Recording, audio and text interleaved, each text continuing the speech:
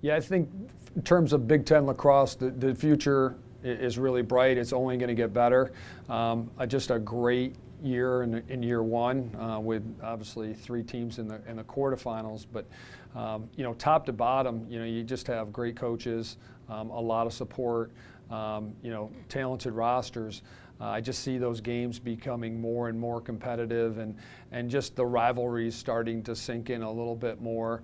And obviously with what the Big Ten's done with Big Ten lacrosse and Sunday night, Big Ten lacrosse is kind of a neat element. You can turn on every Sunday night and know you're going to see 2 teams playing at a high level that are going to be talented and well coached.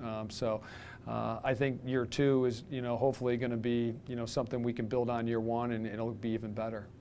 Yeah, I think if you just look at last year, and obviously with what Ryan Brown did, he just had a phenomenal junior year. So I think that's probably where most of us would start, and just a very talented player. But Carter Brown's another guy that comes to mind. Maybe didn't get some of the national accolades, but I think around our conference, most people realize, he's a very talented player. TJ Sanders is another player at Penn State. I think all the coaches in the league respect, what his talents are and what he's able to do. So there's always going to be some dark horses. There's some other talented players certainly that may step up, and a guy like Connor Reed's another guy that just is a terrific player, and it seems like I can go on and on with some of the guys in our conference. So that should shake itself out, but I know there'll be a lot of guys being named week to week to just having stellar performances within within each conference game and outside the league. Matt Rambo is a guy that's really developed over the last couple of years. He's meant a lot to us.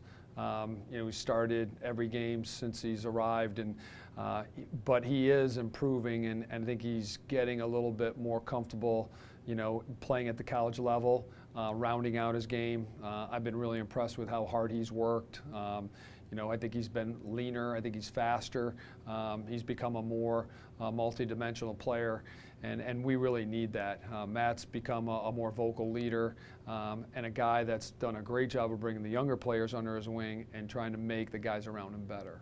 Yeah, I would say when you think of our team, the backbone in a lot of ways is always going to be guys that make plays in the middle of the field and do a lot of the little things that people don't notice, and I'm not sure there's a guy that exemplifies that more on our team than Isaiah Davis-Allen.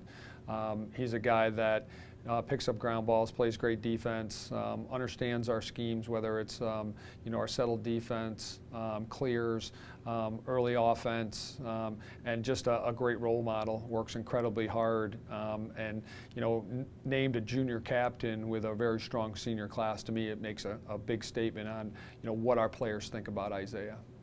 I think in terms of the offense, we're still a little bit of a work in progress.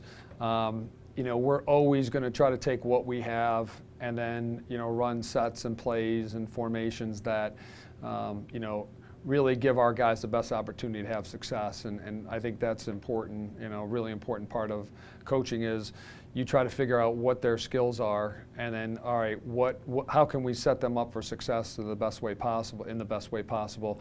And I think right now it's going to depend on who's out there. I think with this group, they're good lacrosse players. There's a lot of IQ. So I don't think it's going to be extremely scripted, but I think it'll be comfortability of playing with each other and trying to figure out who those groups are. And who has the best chemistry, and which guys really understand how to play best with each other. We know we want to be aggressive. We know we want to push the ball, and we obviously want to make sure that while we're being aggressive, we minimize some of those turnovers.